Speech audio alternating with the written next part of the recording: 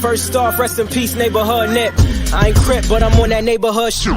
Building business, it's that black owned. If you hustle, better hustle till your pack gone. If you work, better work till your back hurt. And if you rap, make it better than your last verse. Yeah, more lyrics. Stick and move, Javante. AJ, El Presidente, Eddie Kane University. Hill gon' heal, regardless. You, Buchanan, Bethel High School, by way of 3-Man Weave, LLC. Michelle, producer, based overseas. You can catch this wave from the Marlins to the Mariners. Doing things you can't believe. It's the 3-Man Weave. What up? What's going on, good people? Y'all already know who it is. It's your 3 favorite guys eventually. Coming soon. Coming soon. Cannon definitely gonna, show up a little bit later. He got some things that happen. Life happens, but he should be arriving soon. But I am Hill, and Hill gonna Hill regardless, baby. Who I got with me right now? You already know what it is. You got your boy AJ. Last of the play-ins.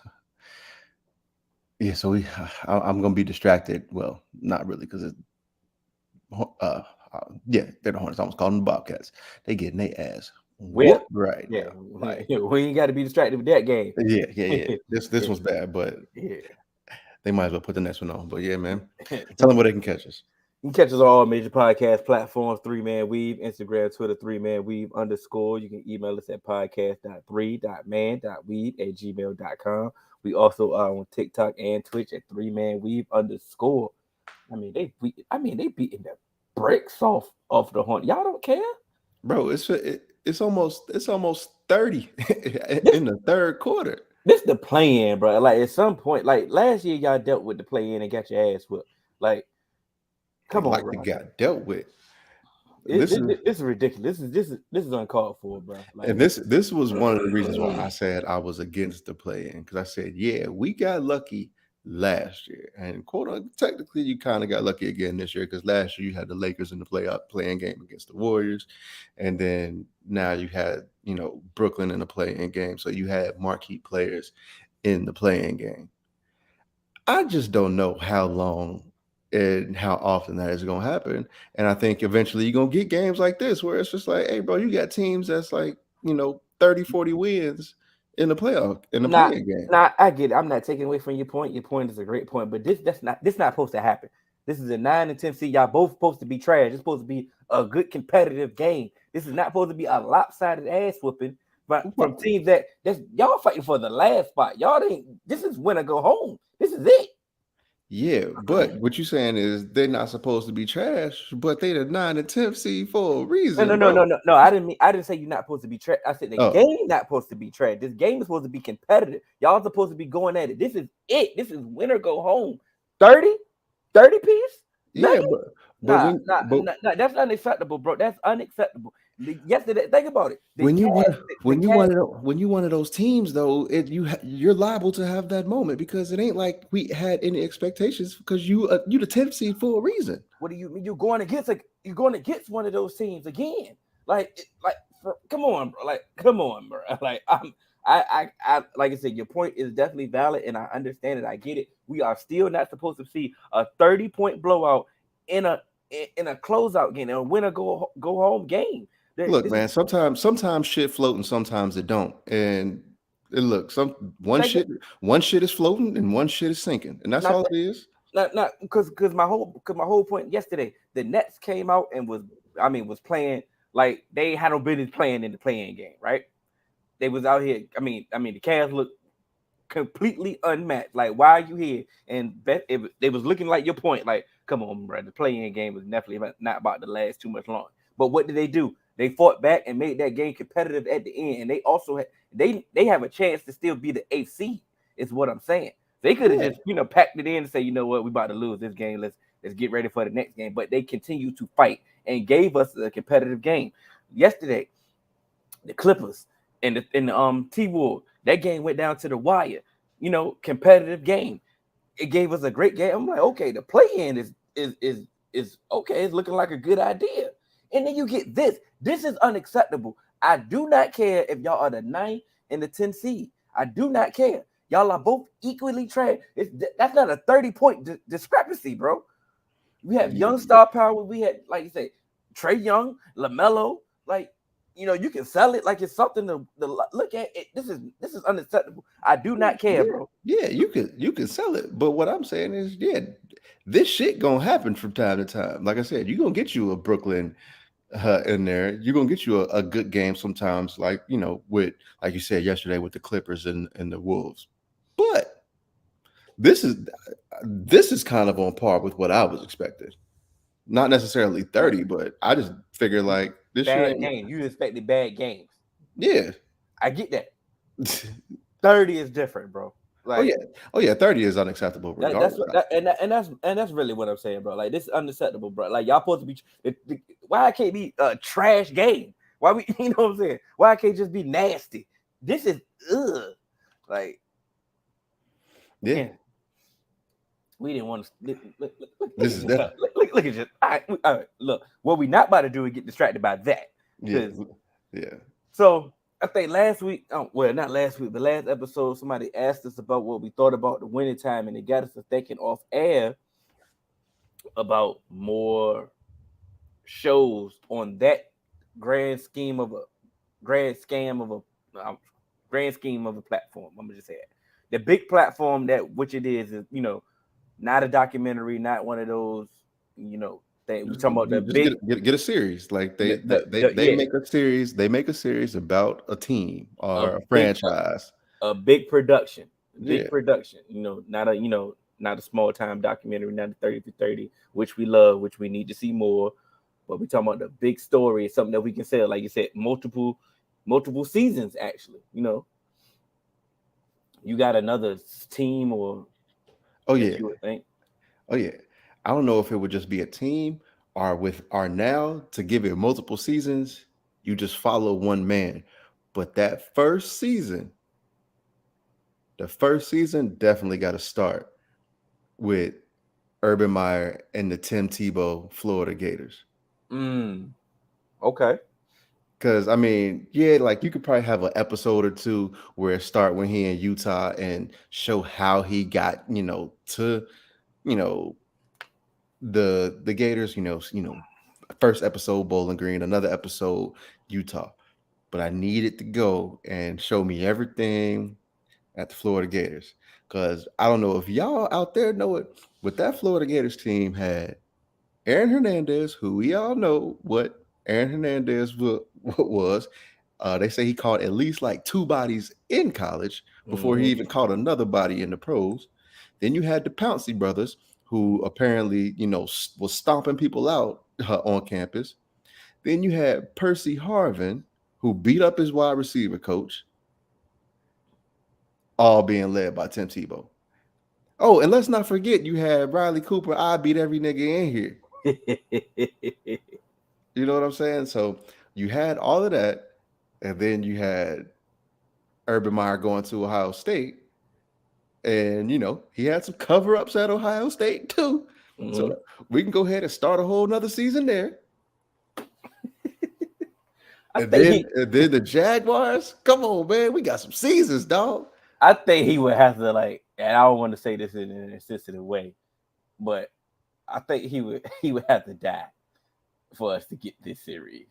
Why? Magic is still here, and everybody love Magic. Yeah, but we're still getting it the way we get it.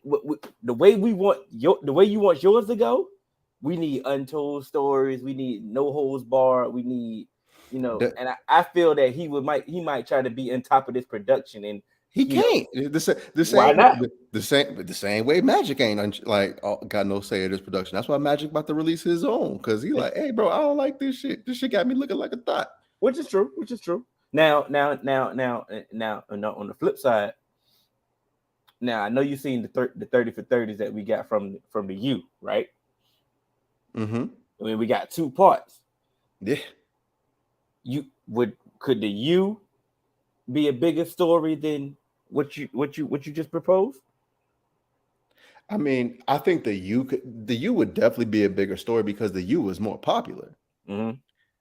I think the Florida Gators, it's not as like a lot of people don't know what was really happening on that team. Yeah.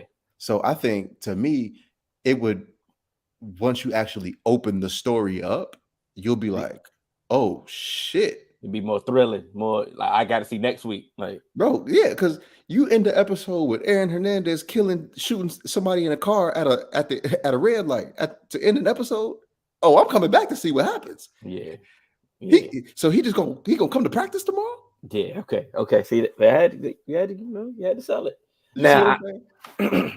now I'm gonna sound like a homer, and I don't care. I know, because I know exactly where you're going. We got to get an America's team.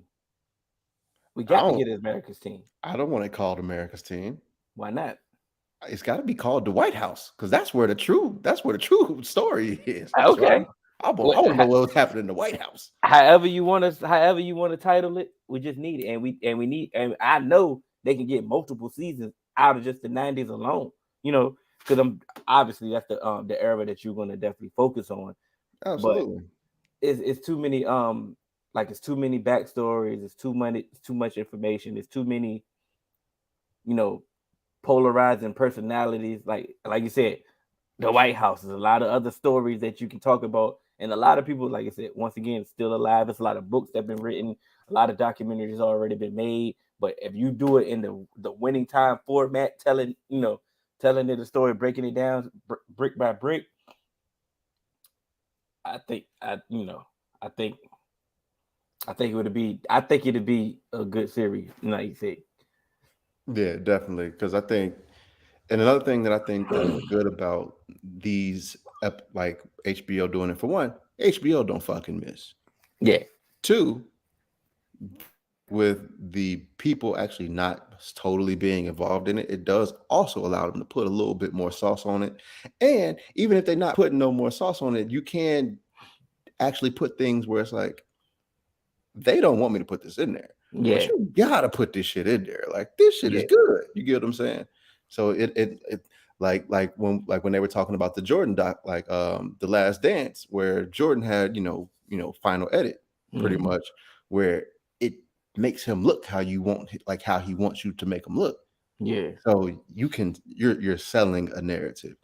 With shit like this, it allows you to be like, hey, we gonna just straight up put this shit out there. This is from the accounts, firsthand stories that we getting, and we're trying to necessarily, like, there's a story that we got here and a story that we got here, and we're trying to connect these dots. So we gonna really put in what we assume happened and stuff like that. So yeah, I need that. I wouldn't mind. I got your keys. It was good, bro. He put the Celtics. Now, I want to know which Celtics that he's referring to. Yeah. Because if it's the old Celtics, kind of like the Bird Celtics, I wouldn't mind watching a winning time version of those Celtics. Yeah, definitely. Because you had Bird, and it's almost like this.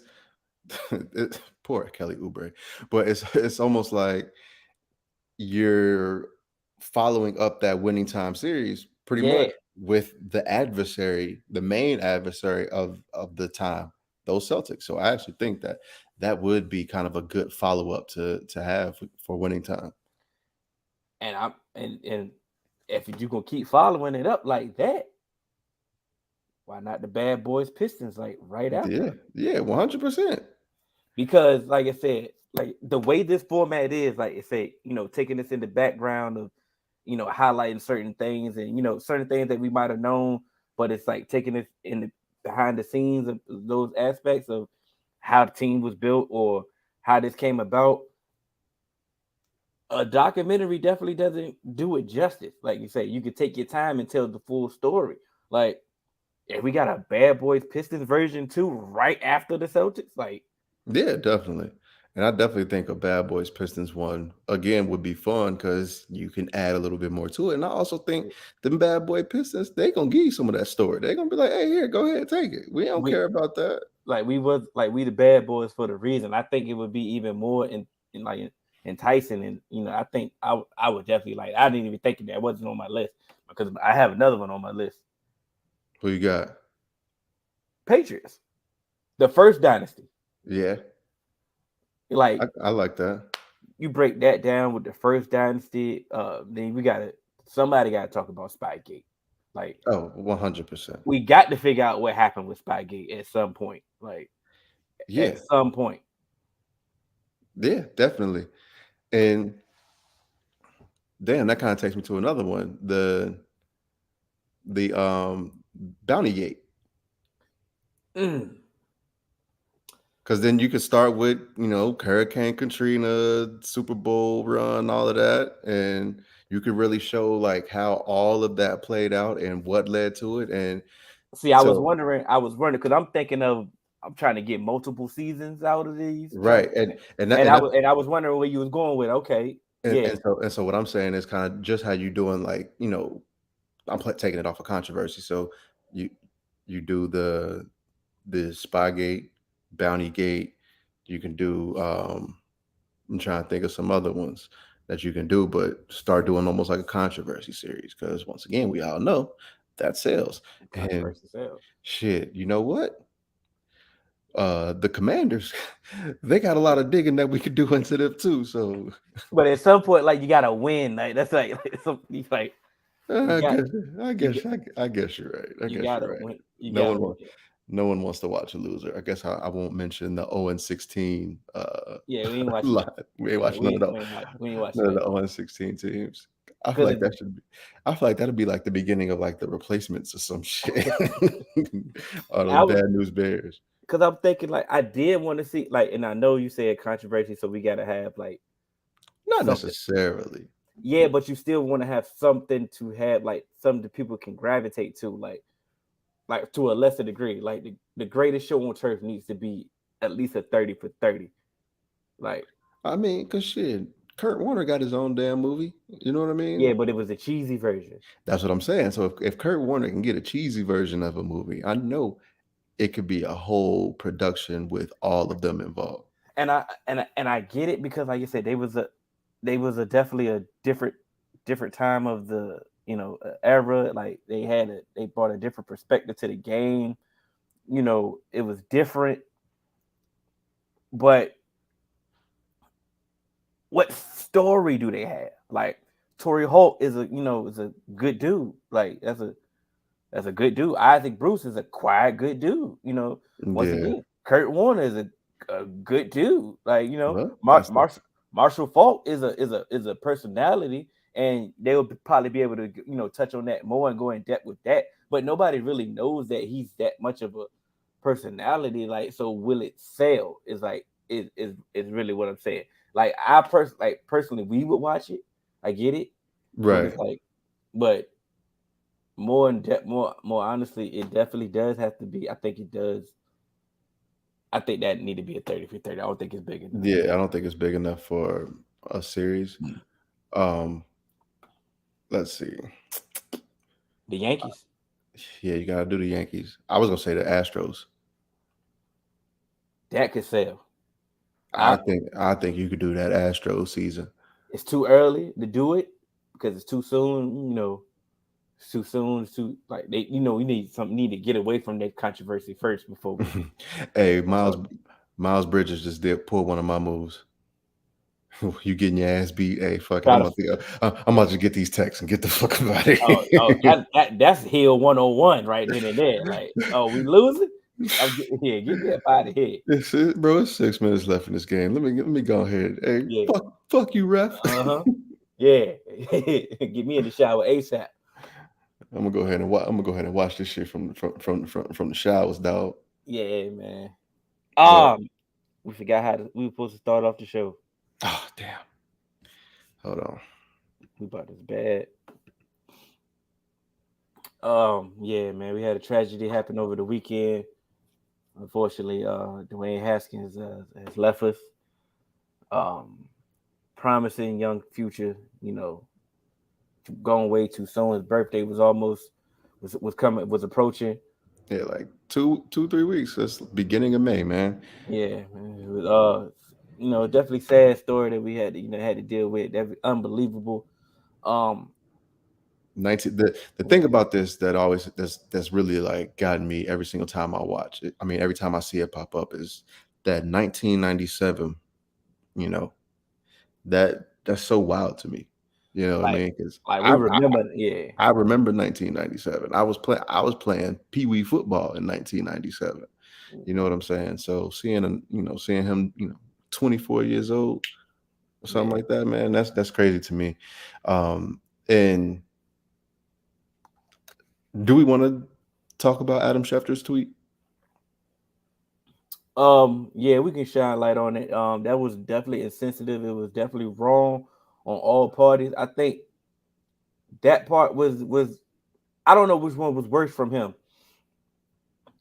The tweet or the promotion of promoting his podcast for the apology. Like Yeah, because both of that's like all that's of it. nasty. That's It's just just nasty. nasty, and it's disgusting because to me now you're not only disrespecting Dwayne Haskins, in his untimely passing, but now you're using it as a stepping stone and promotion for personal gain. Like, Yeah, no, just like how we always say that, the same way you put out the disrespect, I want to hear you just as loud, yeah. with the apology. You put out a tweet. Go ahead and tweet. Don't just say, all right, hey guys, come, check out my podcast so I can apologize. No, fuck you. Like, I don't need to come, give you self-promotion. Like, nah, put it And out it's on your. and like the sad thing about it is like, we like Schefter.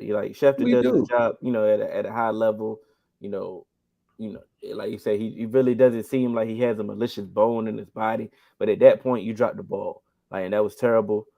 And like you say, it was an egregious act. And like I said, I don't know, the cover up or the apology was definitely even worse. Gil Brandt is even that. He can suck a dick. Yeah, that shit was terrible. And I don't even understand how can you mentally even go there at that point? Like, And for me, dog, it's like what I hate is, like I've always said, just like when we talk about college coaches and shit like that, like they're always a kid until it's time for them to have these decisions and other shit like that. Like, bro, all like everybody who has something to say or agreed with what Adam Schefter said, or even just cape for him, because I've seen people say, "Oh, but it was true. What he said was true. He was a struggling quarterback. He had some off-field issues, bro. Bro was 24, dog. If your final chapter was written when you're 24 and everyone goes back, bro, everybody's gonna have some shit where it's like, hey, bro, you were childish, you did this. Yeah, because I'm 24 years old. I'm fresh off a child. When you don't just automatically become like a finished, polished product when you turn 18, when you turn 21. So yeah, bro has some issues in his life, but also it's a part of, like, I'm not even gonna say upbringing, because I believe his parents did a great job with him. It's everyone around him, his coaches, his teachers, everyone else, because he was seen as a great prospect. When you watch Dwayne Haskins in high school, you looked and was like, that's gonna be an NFL quarterback. Go look at his high school. Go look at his high school tape. It's a reason Joe Burrow didn't beat him out. yeah, You know what I'm saying? it's Because all it's all funny now, but it's like it's a reason. Like you said, it's a reason. Dwayne Haskins had one of the greatest seasons in college football history. Threw for 50 touchdowns. this is my thing when you said it was true. Just because it's true, Don't mean you gotta say it. I mean you gotta say it. Like I don't Exactly. I don't understand. Like, And, like and think about it, bro. We had a like we not about to sit here and like he had to like talk about like he had the best football career and all that, but that man died. but Like, and here's my thing. If you wanted to talk about his football career, talk about him being at Ohio State. Talking about him being an Ohio State great. Talking about him, being a first round draft pick. Ohio State great, first round draft pick. Dwayne Haskins has tragically passed. But you put struggling, to catch on, and what? Not like who, bro, like that's not even something that should be in someone's like that's not how you eulogize someone. Like, because, and what I hate, like I said, when I see people who were like, but it was true. It's so much shit about people who have died. You could be like, hey, but it's true. Like, you know what yeah, I'm saying? Like, if someone came up to you, like, like I've lost my father. I've lost a parent. If someone came up, to my father's funeral and was like, yeah, and spilled some of the personal business that he had and was like, but it's true. Yeah, but you about to get this ass whooping now too because you don't disrespect. So like that's someone's child. Yeah. That's someone's family member. That's someone's loved one. I believe he was married. Like, come on, dog. Like that ain't like now because now if anybody that I know and they pull up on and they bump into Adam Schefter, hey, bro, I don't know what's gonna happen to you because you Yeah. just disrespected someone that was a provider, a breadwinner for our family, and someone who was beloved. Like when Dwayne Haskins passed, like it was love. People showed mad love Because that's what you're supposed to do. Like exactly. Like it's like like you say, even I'm sorry, Dwayne Haskins, that you had to go out like that. And I'm sorry for your family. I'm sorry for everybody that's affected by your loss. Tragic loss. I just wish I just wish you would have got a chance for that.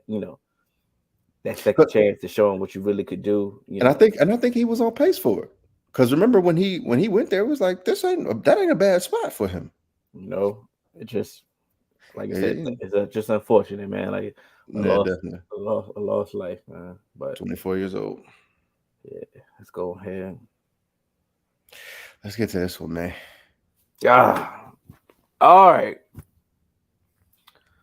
So in the NBA season is definitely under. It's pretty much over. We're dealing with the play-in games right now. As you see on the screen, we got the point system or the votes. Some of the votes are in for some of the NBA awards. Where you got your issue? I'm not feeling the lopsidedness of how many of Joker and Embiid. That's way too far. To be quite honest, I don't think so. I like I said, I don't think so. I've had this debate because remember that post in the group. Yeah. I think Joker he's running away with it. No, he should not be running away with that. He should not be running away with it. I can understand that you're saying Jokic is the MVP. I would not be mad at that. Runaway? No, runaway. That's egregious right then and there, bro. That's disrespect. Matter of fact, that's disrespectful to the season that Joel Embiid has had. Like they went through a lot of things. Like it's disrespectful for these votes. I'm not saying that he can't win. I'm not saying he can't win. But these votes need to be closer. I'm a really big fan of Embiid, and so I'm not saying like to me. All I'm saying is I don't think that this margin is super ridiculous as it seems because of, like I said before, to me, when it comes down to value, you know how I do the MVP award. I don't necessarily say it's just necessarily, the best player on the best team or whatever the case may be. Sometimes I think that your actual value to your team plays a big part into it. And like I said, Will Barton and Aaron Gordon are the next leading scorers on Jokic's team. Jokic is he's the one, he's the 5, and he's the one that go get a bucket. And to me, that plays a big part in it. And he's also probably the best defender on that team. Okay, I'm not saying he's a better defender than Embiid or Giannis, but what I'm saying is he's the one who facilitates the offense. He's the one who gets the offense started, and he's the one that a lot of the times the offense has to go through. Then he gets the rebounds, then he sets the outlet pass, and then he comes on the other side and defend. Yeah, and he's led them to, I believe, a pretty high seed with Will Barton, Aaron Gordon, and I think Jeff Green or somebody like that. Like I understand Embiid hadn't had exactly. Wait. I understand he didn't have Embiid. Ben Simmons all season, but I'm sorry. Tobias Harris is a better number 2 option than Will Barton and Aaron Gordon. Okay, because if you saying Embiid hasn't had Ben Simmons and Harden hasn't been playing to what we expected, Jokic ain't had Jamal Murray or Michael Porter Jr. And the team has still been afloat. I know who he hasn't had. I understand. Like you said, I'm not taking nothing away. I'm not taking nothing away from Jokic.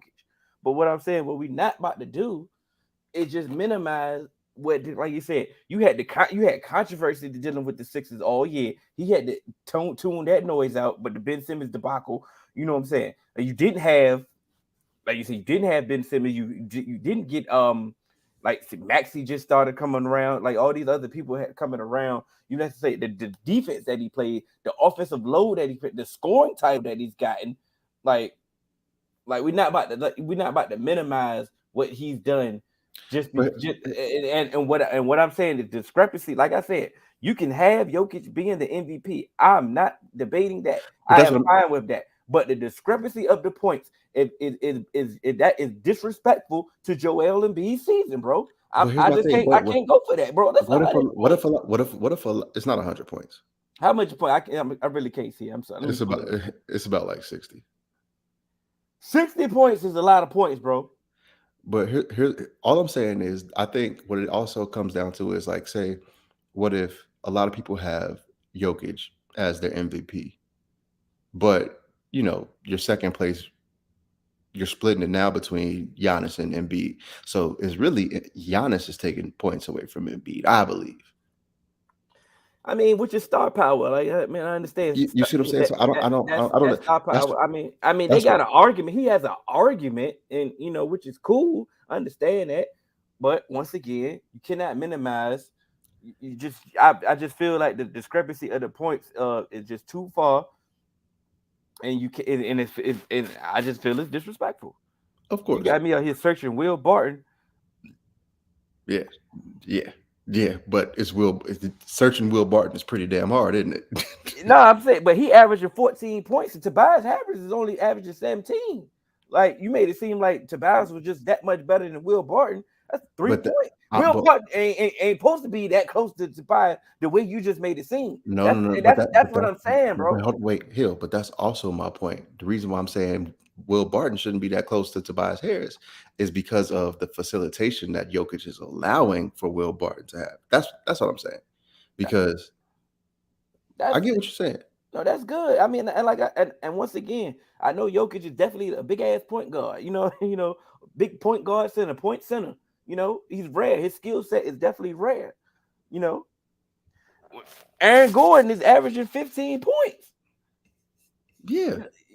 You know what I'm saying? But you made it seem like Tobias is out here dropping 20. He averages 17. He's stealing. But what I'm saying, Hill, is Tobias Harris is the better player, regardless. By what? Because of his name? By who he, like, not just by his name, but by his play. By his play. If I wanted to argue, we're not about to argue this, because if I wanted to argue, I'm like, bro, Aaron Gordon and Tobias Harris, we can have an argument. I'm not about to do that because we can move on. Yeah, I'm never going to argue Aaron Gordon and Tobias Harris. But what I'm saying is, from their career, what they've done throughout their career and what they've proved to do throughout their career, Tobias Harris is the better player than Aaron Gordon and Will Barton. Joker had both of them last year, the players that you named, Michael Porter Jr. and Jamal Murray last year, and he won it. And he's had a better season this year. And went. Yeah, I think, but I applaud the NBA for even having these two people being consideration for the MVP. Yeah. Because shoot, ever since Steve Nash won it, it used to just be, oh, you got number one seed. All right, well, that's go to MVP. Yeah, but I also think the voting has changed in a sense, because now it's like, well, you got the number one seed. What are you gonna give it to, Chris Paul or Devin Booker? I mean, Devin Booker should have been on this list over Giannis, to be quite honest. Well, 100%. But once again, Giannis is the bigger star. Giannis is the bigger name, and he's coming back. He's a former MVP, and he's also, the reigning champ. So I think that's why he's on this list. Got an argument, like you said. Of course. Like I said, I get it, and I understand it. I just feel that the disrespect. I'm not saying they hating on Embiid, because Embiid is not somebody that's hated, in my opinion. I'm outside. He's a likable guy. I thought everybody likes him because he's funny, he's playful. Right. I just feel that, I felt that he got a little disrespected. 60-point difference, and having the scoring title, being a defense. I'm pretty sure he's going to be on the defensive team as well. The defensive he's played, I understand that he's not a facilitator. He doesn't initiate the offense like Jokic, but the offensive skill set that he has, knowing night in and night out that they counting on him for his points. It's just. Did you put this up already? Mm-hmm. And so I believe, Michael Johnson, I believe he's making a case for Embiid right now by saying Joker had both of them last year and won it, and when has a player on a 6-seed team won the MVP. I believe Russ wasn't even a 6-seed when he won the MVP. I don't even think that. Yeah, but that was an anomaly. That triple double year because he got the round number. But what I do want to say is, Joker may be a 6-seed, but it's only a 3-point win difference between Embiid's team and Jokic's team. So I want to like Embiid. Yeah, he's on a 4th-seed team, but it's the difference between 51 wins and 48. So I'm not gonna necessarily go out and say like that is him being on a 6-seed team is a detriment to him. I would just say it's actually more of the West has the top team in the West has a higher win percentage. Like, but to that point though, even though it comes from a biased place, but even though you can come from a biased place, he has a point. I get him, but because most of the time, most of the MVPs, like they probably had an MVP caliber season the year before, and so now it's maybe time. Okay, now it's your time. It's your time to get it. Sometimes it works that way. Now think about it. Last year, Embiid was the front runner for the MVP all last year until he got injured. Once he got injured, that's when he lost the MVP. It's like, okay, now this year, now you're comparing the same two individuals. Did Jokic have that much of a better season than Embiid this year? And I think the answer is no. When it comes to the MVP, we're talking about two different people, because think about it. It's like, okay, yeah, we could just give you the MVP now if that's the case. Like you got yours last year. But the only thing that's making it harder is he got his last year, but he's having a better season this year. You get what I'm saying? He is having a better season statistically. He is because players are out, and I get it. I'm not, and I didn't want to say that as dismissive. But Embiid had a better year, and he played majority of the season too. So why, like once again, why does he get penalized for having a better year? What the hell else did he got to do next year to get the MVP? I don't think he's getting penalized per se. I just think now because you have like a lot of voters who they gave Jokic the MVP last year, and they see him coming with another MVP season and better. So I think that's why you see a lot of those first place votes going to Jokic. So once again, like I said, I know to me, I actually think some of those votes are being taken away from Embiid, from Giannis being up there. That's all I'm saying for the distance discrepancy. That's all. All right, the other one I seen, Doris Burke, that's my girl. She explained why she voted for Marcus Smart as Defensive Player of the Year. She's like, it's basically a perimeter game, guard oriented league now. Marcus Smart is just one of those ones that that plays great defense, and it's great logic. I'll send you the clip. It's great logic and it makes sense. And if he wins it, kudos to him. Well deserved. He's been a perennial top defender in the league for a while. Mm-hmm. And I think it's been lazy just to give it, just give it to Rudy Gobert or a big man. Big man every year, especially like you said, when it's a wing game now. Yeah, but you can probably go into more in depth about Mikal Bridges, his defense, but I believe it's your fault, Brian. He's not even in consideration. So before the season, I do remember saying that Mikal Bridges would make an all defensive team. Mm-hmm. And this is why, because we play great team defense, but also Mikal Bridges is the number one reason for that, because he allows for, all right, who's the best man, and he plays in your face defense on any wing. He could play that because he still hasn't gotten that size yet as far as like strength. But he's so damn long. He's always going to stay in front of you. He alters shots. He gets blocks. He makes it difficult, and he really has helped. Devin Booker's defense playing along with side of him. And then you just look at the wings that we have. We make it very easy to switch, but it all starts with Mikal Bridges. And so I think that's actually what hurts Mikal Bridges people see us as a good team defensive team. Mm-mm. And I that's what I believe, because with him not being a big man, people know Marcus Smart as being, kind of that in your face, I'm gonna guard you and wreak havoc and stuff like that. But Mikal Bridges, he come out there and he's gonna guard whoever's in front of him. He's gonna take your best scorer and he's gonna take him away. He's gonna be out there switching, getting in passing lanes, all of that. But that same logic that you just had for Mikal Bridges can definitely go for Marcus Smart. Like I said, he goes out there, he sets the tone for the team. They play a lot of team defense as well. Jaylen Brown is a 3-and-D defender. Like he's the top. But what I'm saying is people know Marcus Smart as kind of just like he's gonna hack, he's gonna foul, he's gonna flop, he's like he kind of is that the character that plays into that as well. So that's why I think he's there right now. But to me, I think it should be Mikal Bridges, because so when you have a character, when you have a character, like I said, that's going to sell itself. Okay, he already in the big market in Boston, like he's on a notable team, and he's going to sell itself. That's why you have to have people talking about it, and give him something to think about. Like, oh, you know what? Damn, he did play all 82 games, and defended the best player on every team. Like, damn, that ain't nothing to scoff at. But something to talk about. That's all. But it's almost like it's two things. It's almost kind of just like what the MVP used to be, where it's like, but now I think as you see now, they're changing it. So it's not the best defender on the best defensive team now. You know what I'm saying?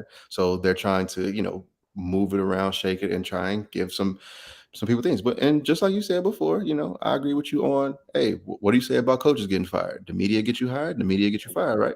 And the same way for Marcus Smart. Definitely, he's been in the running. Like I said, this isn't his first year as a defensive player of the year candidate. You know what I'm saying? And that's why I say this is why Marcus Smart is at the top, because he's been here before, and so now it's propelled him somewhere else. So I think Mikal Bridges next year, almost like I said with Devin Booker, like the question I posed with Devin Booker, next year he's going to be in the conversation if the team remains on this trajectory.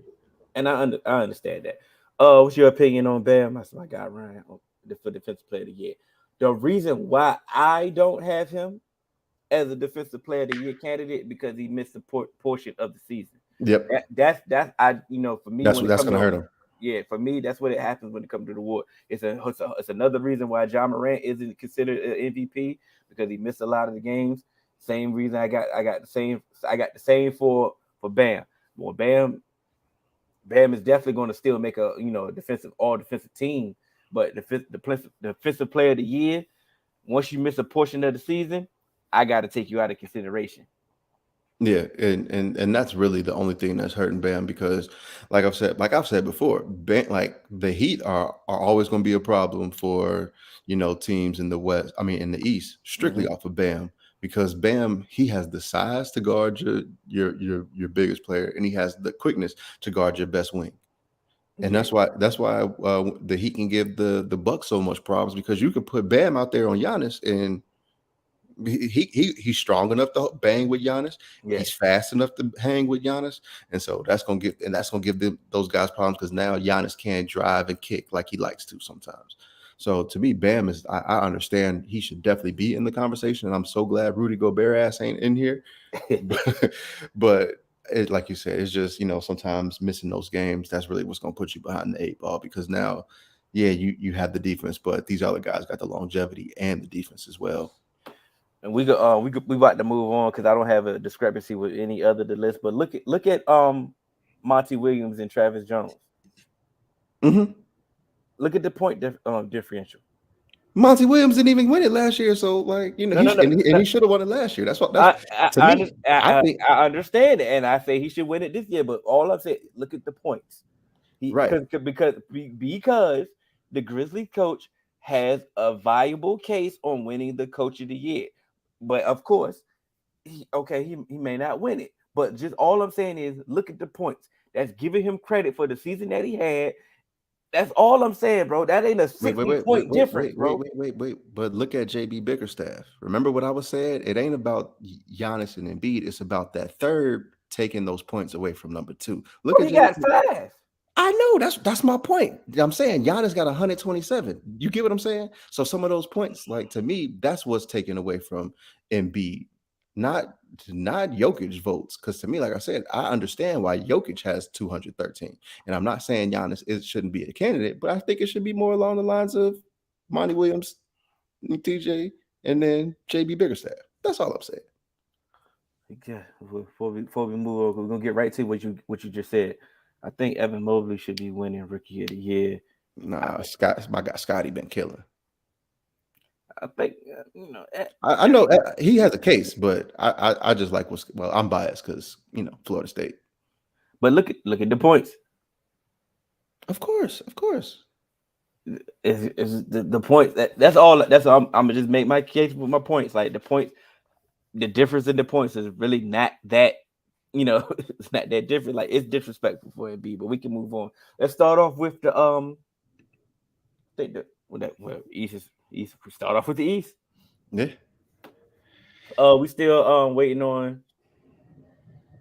Spo should be Coach of the Year. Read that. I'm sorry. I hate to sound like a Heat homer, but no love for Spo for Coach of the Year. It would be you have a point. You definitely have a point. Being a number one seed definitely should put you in the driver's seat of Coach of the Year. But like I said, it should be some type of criteria, and it flip flops every year. But I break down my criteria.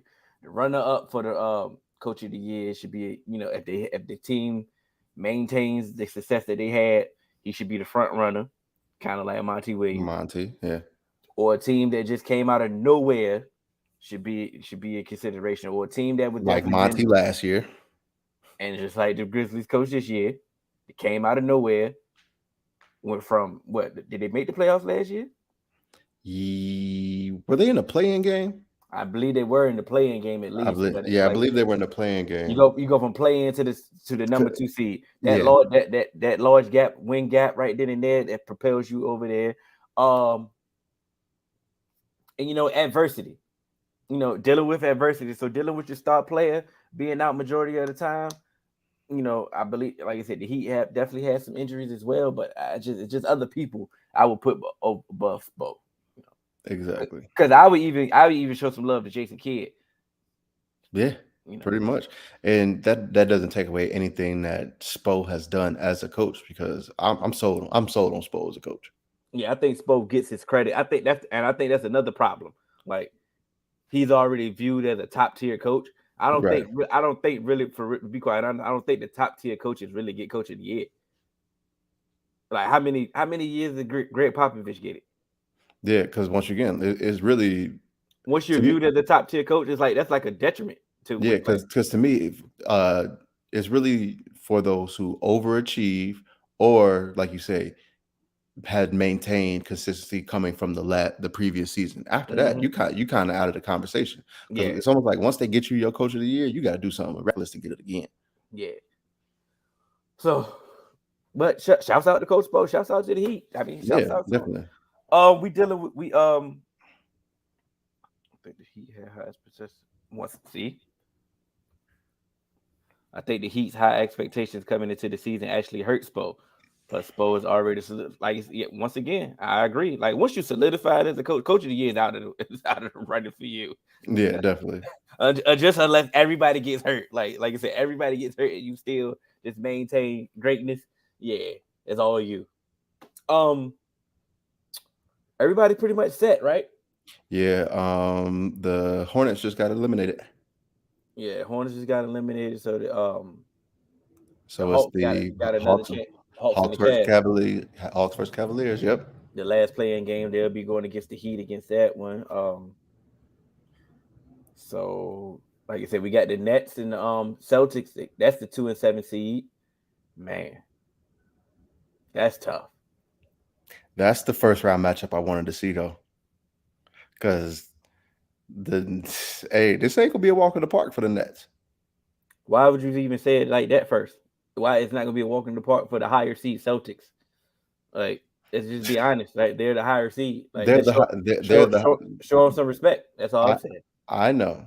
What I'm saying is because for me, even though the Celtics are the higher seed, what we talked about with expectations, the expectations are much higher for the Nets. Correct.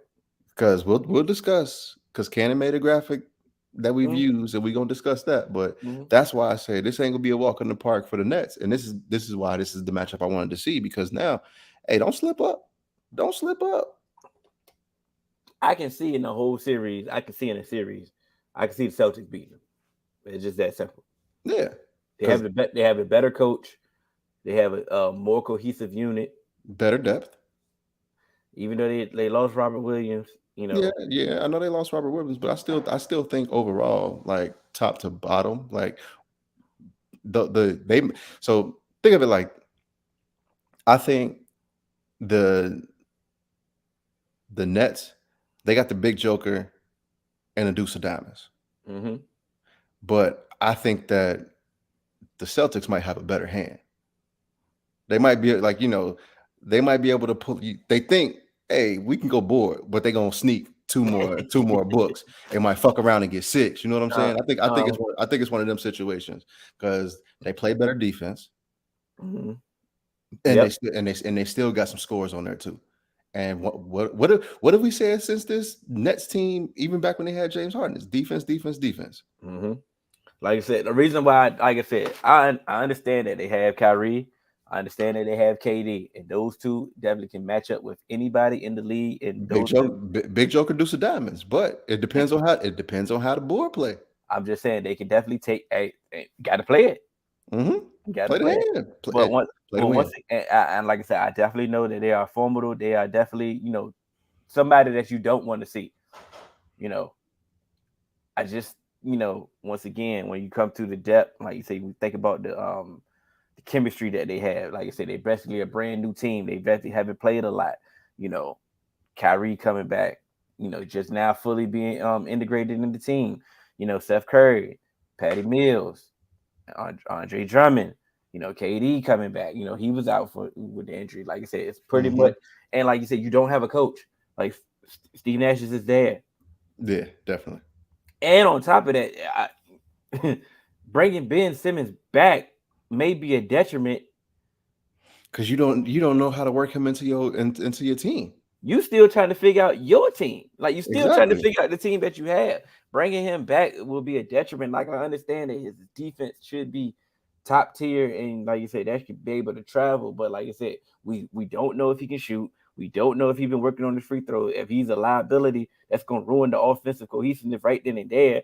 And does he have the mental makeup to just jump in a playoff game? And against the Celtics, like I said, because that's going to be a hostile environment every time they come there. Like I said, they still hate Kyrie to the core. Like, exactly. So it's going to be nasty. So it's definitely going to be intriguing. That thing is definitely going 6 minimum. 6 minimum, possibly 7. And that's another thing that's going to be tough on the Nets. Even if they do make it, you're going to have to struggle to get through that first round matchup. But if they beat the Celtics, now it's time to be worried. If you're the East, I'm gonna just say that. Yeah, it's time to get worried because like I said, you're going to be battle tested. You're going to get some dudes that don't care about you. Like I say, Tatum do not care. Like he feel he's one of them ones already. Like you said, yeah. I think if they get through the first, I think even though the Heat are the number 1 seed, I think the Bucks and the 76ers will be the Bucks number 1, and then the 76ers will probably be the toughest ones for the Nets. But for me, I already know they're not shying away from confidence. I know, they believe in themselves. I know they just, I know that. Right. But it's the difference between getting that one off. Like you said, you get that, okay, when we just went through the Celtics, 3rd seed, but you know what time it is. Like, what time it is. It's playoff time. And they're built for, this one of those teams, they're a veteran team, that championship aspiration, they're built for the playoffs. Yeah, 100%. Now, let's go to the next series. We got the Sixers. Shit. No, yeah, we're still here in the East. We got the Sixers and the Raptors. Great bounce back story, Raptors, from last season debacle, Yeah, but I think this is. Yeah, but this is about to get ugly. The only reason why I think it can go longer than usual because Thibault is not vaccinated, so he won't be able to play in Toronto. Yeah. Those first two games in Toronto could be And, affected. and teams just hate oh my God, Brandon Ingram. That's how you but yeah, and then teams just actually hate traveling to Toronto in general because you got to go through customs and it just makes travel that much more difficult. So yeah, not having Thibault and having to deal with that travel through Toronto and customs, and I'm sure they're gonna be like, "Hey, are you sure you vaccinated? Let me see this card." They gonna get them boys hell trying to get through customs. And So I mean, they have the better coach. They yeah, have I think I know I did just minimize them and say they're not gonna win. They gonna make this ugly. This is gonna be an yeah, ugly series. This might because be they can defend for sure. the Sixers may beat them in 5. It may be the ugliest 5. It's definitely gonna be ugly. maybe a tough. Yeah, you gonna play 5, but you ain't gonna want to play them 5 again. It's gonna be like you said. It's gonna be a tough 5, like you said. But I do have the Sixers on this one. Who you got? Oh yeah, I definitely have the Sixers. Did you pick a winner between the Celtics and the Nets? I did not. I tried to let you skate. Nah, Yeah. pick a winner. Wait, did you pick a winner? Yeah, I said the Celtics. Oh, you said the Celtics? Yeah. I'm gonna go to Nets. Well, I'm saying the Celtics. If I didn't. I don't remember you picking, but I'm sorry. I'm gonna go to Nets in that one, but I think the 76ers they got this one. And like you said, it's probably gonna be a 4-1 series, but it's gonna be a couple of them games where the Sixers they really gonna have to pull it out, and ain't no Kawhi there, so I don't foresee Joel Embiid walking down the tunnel crying again. I don't ever want to see I don't ever want to see no grown man cry like that. The Bucks and the Bulls. The Bulls haven't beat a team over 500 all season, and it ain't gonna start now. Yeah, they've definitely been frauds. They've been a lovable story, been a bounce back story. I get it. They may get a cut. They may get a game. May get a game. May get 2. I think they kind of match up well. Yeah, technically, I think they match up well with the Bucks. But for it to be a Midwest game, the travel won't be that far. They could probably drive to the game if they really wanted to. That won't affect neither the series. So I'm like I said, the Bucks are definitely going to take this one. Who you got? Oh yeah, Bucks, no question. Okay, so we got the Heat. I hope it's versus the Hawks for entertainment purposes. I think it might be the Cavaliers though. I think the Cavaliers are a better team than the Hawks. I don't think so. A one off because I just think that Stars shine in the playoffs. You're right. Stars shine in the playoffs. And but Trae Young is a star, so and that's what the Cavs don't have. They don't have a star on that team ready to play ready to take over in the playoff game, let alone the series. But this is a one-off game, like I said, it's a win all be all. I just think Trae Young would come up to he ice Trae. Yeah, and he was able to kind of take the rest of the night off tonight, so he might be ready for the next game. And on top of that, that team was battle tested in the playoffs last year. They got all the way to the Eastern Conference Finals. Like they really not trying to go out like this. I know their season didn't go the way they wanted it to go, but they at least been battle tested in the playoffs way more than what these Cavs have been. Like yeah, I'm still gonna go to Cavs. It's something that I like with the Cavs. And I just said for entertainment purpose because I don't believe either one of them beating the Heat. So we can go ahead. Yeah. Move on to the West. So y'all gotta wait for y'all. Y'all gotta wait for y'all's. And it's the Timberwolves versus the Grizzlies. I mean, yeah. Timberwolves versus Grizzlies. Now that is the series that I was begging for that series. Okay. Because I want to see Ja versus Ant. Yeah. I just wanted post-game interviews on Ant. Because what I want is I want Ja to dunk on somebody, but then I want Anthony Edwards to come back and then dunk on somebody too and put them on a poster. and then I want to hear that post game conference. You know, you got two young stars that's on the verge of taking over the league for years in the future. You know, it's just both teams don't have. I mean, I understand that the Timberwolves have Patrick Beverly that's been playoff tested. That's about it when it comes to these. Sam Adams, Steven Adams. Steven Adams. So okay, so that's a push between veteran leadership that they got that's been battle tested. But overall, both teams are young that don't know nothing about the playoffs, and they about to learn. Yeah, this is going to be a tough for me. This is going to be a good series, and this is where I think he got to earn his money too. He definitely got to earn everything about he got to earn everything. He got to earn his respect, money, power, all that. Like you say, but I just don't think that this is going to be the series to do it. Yeah, it's not, and that's what I was going to get to next. I mean, he may show up. He may show up and do his thing. I'm picking the Grizzlies. I think they're the better team. They're the better team. They're better coach. They're better prime in the position. And the problem is for the league now. Because like I said earlier about the Nets, when they get the confidence of winning the playoff series, they're gonna be stupid enough to think that they can win it all. Yep, pretty much. They're not gonna act like Patrick Beverly did yesterday, but they're gonna have the confidence in thinking that okay, boom, we won the playoff series, we can win this whole thing. And also Jazz he got that dog in him. So yeah, he definitely. Mavs and the Jazz. Luka's injury is definitely just scares me. Yeah, we really don't know, because to me that team without Luka is kind of just like, yeah, this 4-game sweep.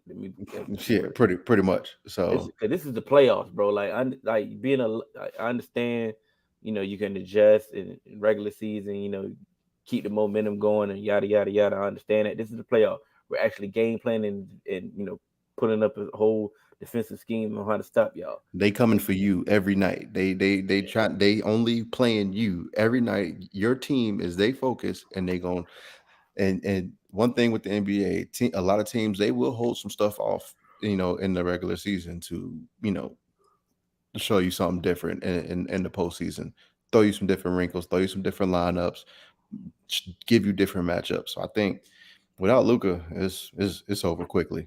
I mean, I think he's going to play. I think it's been mixed reports of it's really not that serious. Okay, but it is that serious. But he had a week off. He got a week off. They don't play till Sunday, I believe. If he's not 85%. Yeah, I'm still going with the Jazz off the simple fact that he's injured. Period. Yeah, he's not going to be 100%. So I'm definitely going with the Jazz. Unfortunately. Yeah, I don't want to see the Jazz, but for my sake, I think the Jazz, but yeah, if Luka's not 85%, I definitely got to go to Jazz on this one. So we got the Warriors and the Nuggets. I'm gonna let you go first. So this one's kind of a tough one for me because I think the Warriors are gonna win it. But just the way that team, like Jokic has been playing, he has had them on, kind of a really good streak. But to me, I think when it comes down to it, it's going to be a little bit of scoring. And I think the experience is going to go to the Warriors. So I think the Warriors are going to pull this one out. What up? What up? My fault, bros, man. You pulled up just in time because we talking about the Warriors and the Nuggets. Who you got? Man, I gotta go with the Warriors, even though I had them on my pretender list. Winning the first series of the playoff don't make you. Yeah, and that's why. But I can't remember where I had the Nuggets on that list. That's why I said that. I had them on as a contender. I believe so. We'll pull it up. And that's why I said that. But it's Steph, bro. It's hard to go against Steph, especially. Is he back? I mean, I've seen him dribbling and stuff. I feel like he's gonna be back. I feel like like he could have been back, but they just said why bring him back before. Yeah. So I don't know. Is he back? I don't think he's back yet. Yeah, I don't think he's back yet, but I I think feel like he's gonna be back though. I think as the game oh boy, as the game inches closer, I think we're gonna start getting reports that he's gonna be suiting up because I don't think Steph finna miss this. Because we don't know how this team aging out, man. I don't know how many more chances they're gonna get. That's why I want to be wrong This on is my it. pick. Like I want to be wrong. I'm definitely going with the Nuggets though. Uh-huh. I don't think they have an answer. I don't give a damn if Steph's playing or not. I don't think they have an answer for Joker at all. No, absolutely not. They definitely don't have an answer for Jokic. They Who you don't gonna put have out an there? answer for Jokic, but Kayvon Looney and Draymond? Hell no. Yeah. but Eat them boys alive. that's just one, and the reason why I say that. So if Steph does play, I feel like him and Joke cancel out. But my thing about Jokic is him playing his full complement of the game ain't just about like I said, it ain't about scoring. It ain't Like I said, at all. He's an elite passer. So if you ain't stopping him from doing what he want to do, that means everybody else cooking too still. Like he got everybody in rhythm. So Yeah, like that's true. that's all. That's the only reason I'm saying. I'm not like I said. I'm so. I ain't mad at you picking them. So No, because honestly, I had them as a contender. So I hope they actually win. But I just don't want to. I don't want people to take me as being a Golden State hater. No, it's not. It's not. Like I said, I want to be wrong. This is the thing about like I want to be wrong with this. So I don't give a damn. It is what it is. I just don't see it because like I said, Clay ain't been himself. Yeah, Clay ain't been himself. Like I said, Draymond ain't been himself since he came back out of his injury. Like I say, Steph, listen. When the last time Draymond been Draymond? in the beginning of the season. Beginning of the season, he was looking like Draymond. He was he was definitely cooking, but he was looking like Draymond. Then he got I just want to see if that worked on somebody else here. No, I feel you. No, because I feel you. Because it's some validity in there somewhere. Because championship Draymond, I don't know where he at. Oh, facts. Yeah, to be quite honest, like you say, we seen you look a little suspect. But like I said, Steph coming back. Even if Steph comes back, I don't think he's gonna be 100%. Like I said, Clay ain't looking like himself. Like you said, you putting all your eggs in the Jordan Poole basket in the playoffs. I like Jordan. I like Poole, but I like don't know if I can do that. I like Steve Kerr as a coach, so I just feel like when I first came on, it was what AJ was saying that sold me. Honestly, like I feel like they're the elder statesmen. I feel like if Steph can come back and lead the show, Draymond and Clay will do. Once the pressure's on, I feel like they will rise to the top. This is playoff. This is the playoff. Y'all are battle tested. Y'all know what y'all do in the playoffs. So I understand. You know what I'm saying? First round matchup shouldn't be nothing for y'all. Exactly. Yeah. They should get this off experience alone.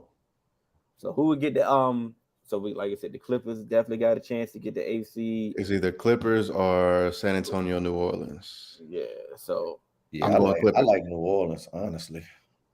Really? Yeah. I think they going at it with San Antonio. San Antonio right now. I don't give a damn who it is. Out of all three of them, none of them stand a chance. Oh, it don't matter who win. I don't think either of them will do anything after that. But I like Brandon. Out of all of those, Brandon Ingram is probably one of my favorite young players. So I like to see him do good, but ain't really no logic behind that. No, I would like to see the Pelicans get into the playoffs because, like I said, they need to get into the playoffs. They need to look like a viable franchise. They need to get something to they need to get on the positive trajectory. Mm-hmm. So at least Zion can see it. Like, you know what, I can't. Yeah, I got something that y'all can trade me to New York with. That's not what he was gonna say. I feel. That's facts though. But that's right. I thought that you was gonna say something that he could see. Not want to leave. He took that and be like, I ain't trying to hear that shit here. Yeah, let's just talk about here. I'm still up out of here. Yeah, Zion looking like, get in the playoffs so New York can say, all right, let me get these players too. That's the reason why they got CJ. They're like, hey, look, we might need to throw his ass in a trade too. Shit. Speaking of Zion, I just want to publicly say to the fours, that, you know, I made a lot of predictions about Zion pre NBA draft, and he definitely ain't lived up. And I don't know if I ever said that to y'all publicly, so I just wanted to go ahead and put that out because I was one of the ones who definitely was champions. I was championing him, and I hate when people crown people early, and I kind of crown him early. So I remember I was if saying, y'all say that we don't admit when we wrong, Yeah. this is on tape. Uh-huh. I remember I was a high, proponent of Ja because I was saying, man, Zion fat I ass was gonna have high on Ja too, though. I was So saying, I'm on Ja for that. I was saying Zion fat ass was gonna have his fat ass problems in the NBA. And he was Yeah, like, you said that. he was playing it that way all his life, but he gonna get Yeah, on the and we NBA said that. program, and he gonna be his fat ass been a fat ass all his life. And he gonna be he gonna be big boned. I feel you coming at me right now, but I'm hey, look, partner. If the shoe fit, you better tie that motherfucker up tight. Man, he lost a little bit of weight. Where, bro? When he's doing his little, he found that dunk, shit. When you send me that little comeback dunk, bro, it looked like he almost hurt himself doing that, bro. So that shit made my knees hurt when he landed. But those moves not safe for your body weight. Like, yeah, you can pull it off, but if you continue to do that, bro, you're gonna be right back injured again. And unless like athletic Kendrick Perkins, 25 to 30 pounds, I'm on the AJ train now. I don't know if he can be healthy, bro. He too explosive to have that weight. You just gotta get. I guess you gotta just. Well, we'll see. Let's move on to your list. Let me see, because we already broke down again. So we got the contenders here. You got the Suns, you got the Grizzlies, you got the Jazz, you got the Sixers, you got the Bucks. You want to make a change, or you cool with your contenders? I'm sticking with them, man. All right, cool. There we go. We're good. So we got Nuggets not there, so I feel a little bit better. So you got the Warriors as the pretenders. You got the Mavericks, Nets, Bulls, and Cavs. Shit, spot on over here. Yeah, I told you it's one of my better lists, man. I ain't mad at it. Because this list was made months ago. Yeah, and that's what I was trying to tell people. They think he'll post it in the chat the other day, and people try to act like, "Oh, I just made it." Nah, this is before the All-Star break. Yeah. This list was a long time ago, and it was pretty accurate. And I think we all are pretty much in agreement with this list. And the only one that I think a lot of people now, as the season has come to an end, will probably give you pushback on is the Nets.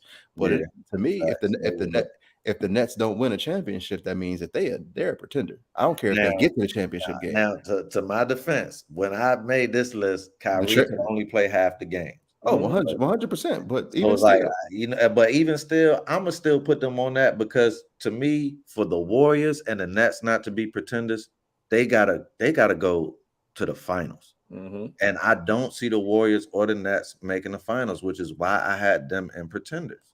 To me, if the Nets don't win the championship, that keeps them in this pretender. I truly feel like that too, but I just wanted to give the fans the benefit of the doubt, man. Fuck them. I personally never would have had the Jazz as contenders. Like, they always do this to me. Like, they a great regular season team, and then you get them in the playoffs. Yeah, I fell for it. That one. They could definitely come out. I fell for it. They was balling at the time I made the list. Yeah, it's just and I thought Mike Conley was gonna be able to going to take him over the top. But he let me down. So, but that's just me. But like I said, I'm definitely in agreement with your pretender list. You know what's crazy? At the time when you made the list, I probably wouldn't have had the Mavs on either one of the lists. I almost left them off. It was between them or the Nuggets. I was trying to pick which team to leave off. Yeah, but now as you foresee, and they end up being the third, fourth seed. Yeah, but still, it's like they rely too much. They rely too much on Luka. It's like. And that's why I put them. That's why I put them there. Because come playoff time, you gonna have teams that's they may not be able to slow down Luka, but they're gonna be like everybody else. You're done. Luka, have your fun. Yeah. Y'all done. Just don't even run. Luka, just ISO all day. So what was your what was the other list you had? We had The chip or bust. Chip or bust. Golly, man. Poor Lakers, man. Hey, they knew the expectation that they had. How are we supposed to win a chip and put up the season that we had here? Like, go ahead, give it to me straight, man. He said, "How was we supposed to?" We supposed to be chip status, right? We're not even in the playoffs, bro. This has got to be one of the It's a worst disappointment. disappointments ever. Yeah, ever. And we had talent. We had enough talent to make the playoffs, regardless. I don't give it. Like I keep repeating. Yeah. I don't give a damn if we didn't win the championship. We had enough talent to at least make it to the playoff. We couldn't even get in the play in. Yeah, that's the like that's ridiculous. That's ridiculous. That's ridiculous. I don't care how old they were. I don't care about the fit was They're nasty. not that old, I don't care. bro. I know when people say that this is not like the Spurs team when they were old and still winning. Yeah. So it's like it never was supposed to be this bad. But like I said, the expectations were still there. Like you said, LeBron James team, AD led team. Like I said, you are championship aspirations. That's what you have. So it was chip or bust before the beginning of the season. Now, if we'd have made this for, during the season, of course they wouldn't have been nowhere near this damn list. But when you have championship aspirations before the season, that's it. Just like the Suns. The Suns were in the finals last year. Yeah. It's chip or bust for y'all. Like, and to me, that's really the only reason why they chip or bust is because you were there last year, and you made it. You proved to be the number one seed. You proved to everyone that it wasn't a fluke, but now you got to prove to everyone that you are that championship team.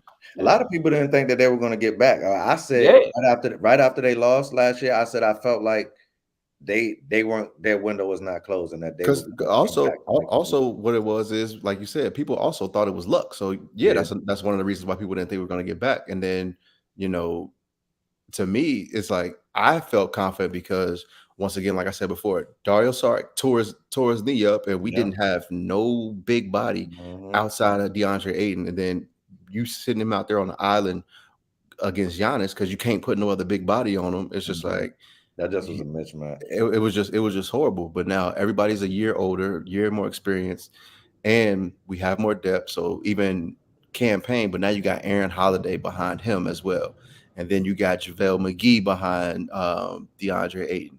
And then you still got Jay Crowder, Cam Johnson has stepped up. So I think this team is better than the team last year. Because it's basically, the cohesiveness. They know what they're doing. They know the system. They know they know their role. Like, so like you said, they should be. They are better. The Bucks, obviously, they reigning champs. The Nets, obviously, with the team that they had at the beginning of the season, with the players that they have now, nothing's really changed. They know what they signed up for, is a championship. So is there any other team that you would add to this list? That I would add the chip or bust. Man, who would I add? Yeah, I would add. I would definitely take the Lakers' ass off. I would add the Heat. Damn, you got me back because I be taking your shit. Chip or bust? Number one seed, I bro. thought the Heat would be good, but I didn't think preseason that they would be chip. I definitely thought that they would be contenders. I think they had chip aspirations ever since that bubble. For me personally, the acquisition of acquiring Kyle Lowry solidified. I know you said that. So like I said, for me personally, like I said, I would have had them. I mean, they definitely didn't have champion. I can't give them championship or bust because they would how they went out in the playoffs the year before. They went out bad. They went out in the first round. Yeah. But to me, sometimes stuff like that, when you underperform, and then you make a move like this to go get Kyle Lowry, to me that that doubles your expectations because you had expectations last year. Nobody necessarily had expectations for you to win a chip, but a first round exit, no. Yeah. And then you go get Kyle Lowry, and then you get the number one seed. That's why I say, at this point, was there anyone that you would add? That's why I was going to say the Heat, because to me, how you went out last year, in the bubble, you were this close. You know what I mean? Yeah. You were that close in the bubble. You get bounced out, and then you go get Kyle Lowry. It's like, to me, that's a go for it move. Yeah, and it is. It is. And so to me, when you make that go for it move, that puts you in a chip or bust conversation. That's correct. I ain't gonna argue that one. Not at all. That's good logic. Yeah, they definitely they would be the only team though. I wouldn't. Yeah. I don't have no other team that I would put in there. Yeah. It could have been. You could take LA out and put Philly in there. They already in there. Yeah, Philly at the top. Oh yeah, I'm bugging. Philly at the top. Right, Philly not Lakers. I just want to take the Lakers out. Yeah, get them up. But I think that leave their ass in there. And you know what's crazy? I think it was unfair at beginning of the season to have the Sixers on this list though. Basically, all we really was going through a lot at the beginning of the season. Yeah, but still, we put them in there because of the way their fans was acting. Honestly. That's a whole fact. That's a whole fact. Fans was still acting like they was chip or bust. So you know what? Bust. Yep. Give what your ass for. And you know what that means? You better fucking win it. You know it. You better fucking win it. Shout out to Philly though, man, because they gonna ride. But what I will say is, unlike last year when their fans was talking, and it just wasn't. One, that fans didn't talk that much this year, and two, Philly been living up. Like I like how they've been playing this year. And I'm excited. I'm actually excited to see them what they're gonna do this year in the playoffs, man. Yeah, I'm definitely. Yeah, definitely. They're looking like a real team. They're looking like a real team, and I'm definitely excited to see what they would do. I was just trying to be objective and say like we definitely put some lofty expectations on them before because they really didn't deserve. Yeah, they didn't deserve this in the beginning of the season. Now, but you know what's the trade happened. Not with one superstar. There ain't no way we could have said here's this preseason with one superstar that they chip and bust. You see how they chip and bust? I think James Harden is more chip and bust than his entire team. Oh, for a fact. That's a fact. Because the NBA just gave him everything he wanted, and he's still or bust. He ain't getting no chip, bro. Yeah, that's sad. Like you said, Ken, they didn't give you everything you wanted. Every single team you've been on, bro. And then motherfucker was talking about, Philly was my first option, bro. You was with KD. Like, you ain't selling me on that one. Yeah, what do you mean? I couldn't believe it, bro. You say anything, I'm telling you, just hey. What do you mean Philly was your first option?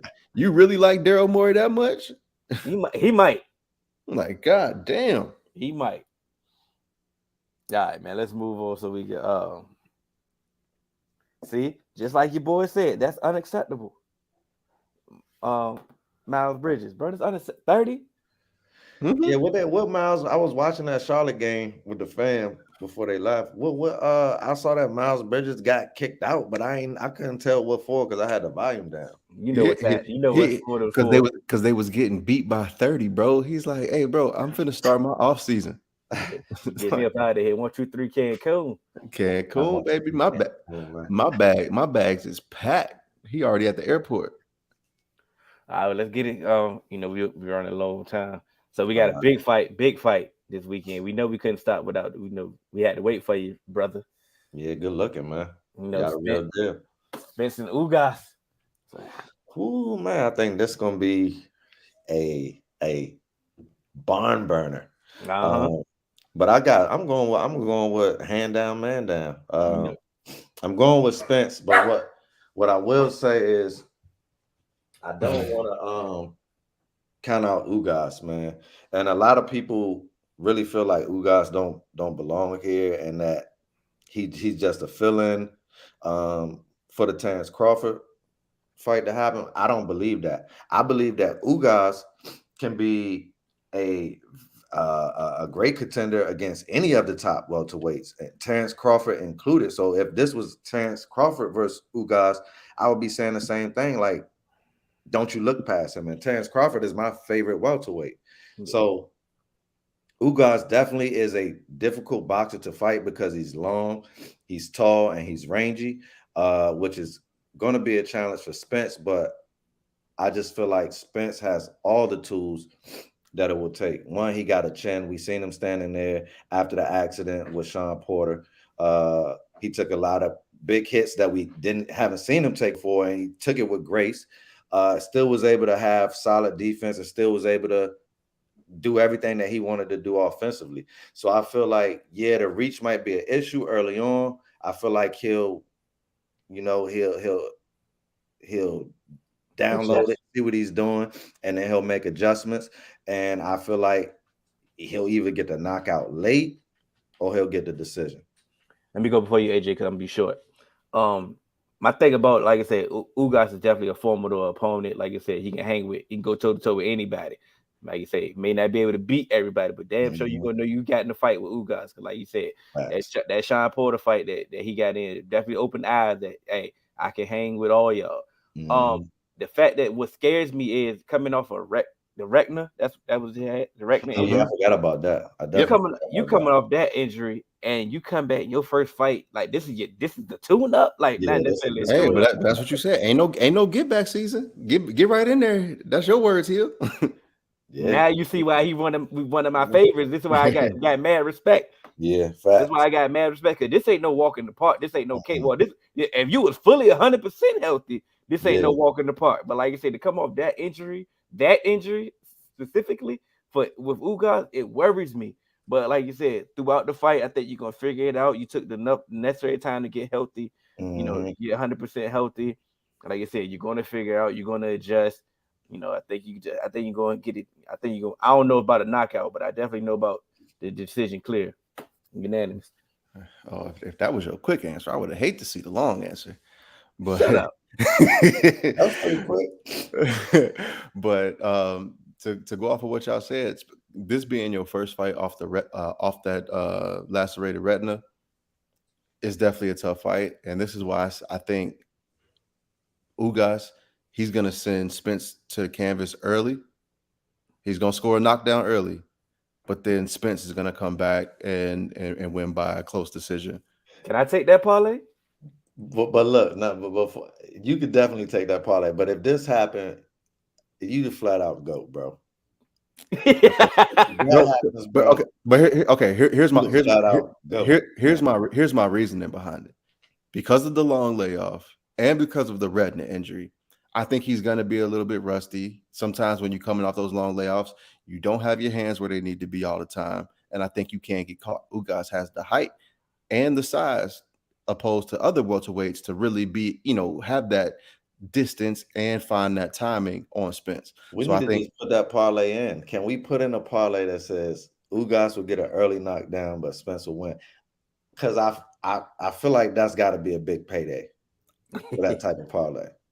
I think I got something already, but yeah, because I want to play the same. I want to play whatever you playing. But that's my prediction for that. I think Ugas will score an early knockdown, but then as the fight wears on, it's going to be a war of attrition. And then I think, like I said, when you that tier A fighter, it's going to be hard for somebody to outlast you. You gotta really put them to sleep, because sometimes you start getting in the feel of it, and like you said, you start downloading and putting stuff in the bank, and as it gets in those later rounds, you got a whole bunch, and then you'll be able to use it. So I think it's going to be it's going to be too much for Ugas. Wasn't the accident layover longer than this layover? I think so. Layoff. But to me, also, that retina, that's a little bit different, because then the accident, losing your life. Bro, like when it comes to boxing, to me, that eye, he's like you getting hit in that eye. To me, I think he's gonna be a little bit. It could just a little bit cautious, because he almost lost his life, but he also almost lost his career again. So to me, I think he's not gonna come out as sharp. That's all I'm saying. He's not gonna come out sharp. And don't want to minimize the car accident, because he definitely almost lost his life. Yeah, in no way am I minimizing. I'm just saying that retina injury, to AJ's point, it's a very direct injury. You see what I'm saying? And so it's like his eyes, his everything. He's like he had a lot of scratches and bruises, and he also had to have plastic surgery on his face because he had like scraped a lot of his skin off. But for the most part, boxing functionality was all there. He just had time off from a lot of procedures, but they were not a lot of major procedures. I feel like that retina, that is very major, because that procedure alone, you could just go blind if they don't perform it right. So it's they tell you, like, if like in boxing, if you get hit, like it could detach again, and it ain't no coming back from that. That's the scary thing about it. I just feel that AJ just was disrespecting Joel Embiid with the point system. So he had to find some way where he could come back and get me. But it's all right because I'm always have logic behind mine, big dog. We gotta wrap it up. That's all. We just got let's go. So we go end with the 2-minute warning. Oh, we still gonna run it? Yeah, we still gonna run it. All right, it's the 2-minute warning.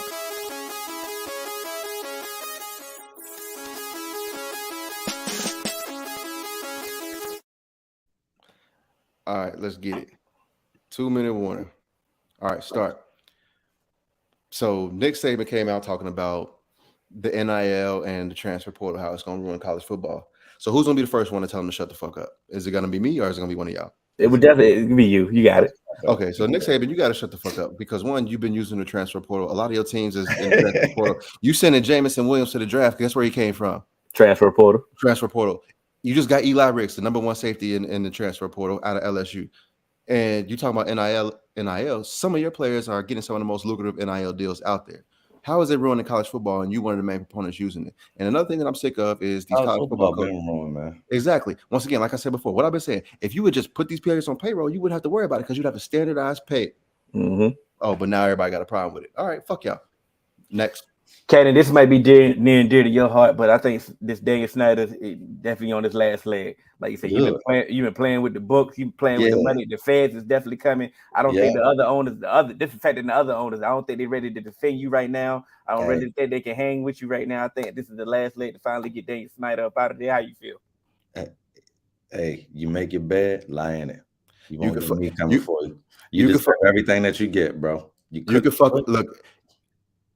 fuck over Native Americans, women, black people. You fuck with money, oh, you got to go. You got to go. And what they say, after taxes, you're done. Hey, hell yeah. So what school was it? Grambling State? Yeah. Grambling State volleyball coach kicked everybody off the damn team, took everybody's scholarship, cut everybody. I love it, man. How we feeling about it? So Cannon, you love it. Because I just was talking to my moms and my brother about how ain't no accountability in the world no more, man. Somebody holds somebody accountable, so I'm sold. They probably get their scholarships back, but they need to know that they can be taken away. Fuck the participation trophy era. Facts, man. Facts. I think we did good. Great job, fellas. Great job. Great job. So, this is episode 148. I want to thank all the fours that showed up. Shouts out to the four. Y'all know y'all can catch us on all major podcast platforms, 3Man Weave, Instagram, Twitter, 3Man Weave _. You can email us at podcast.3.man.weave@gmail.com. I'm Hill. It's AJ. That's Cannon. Free to shine us.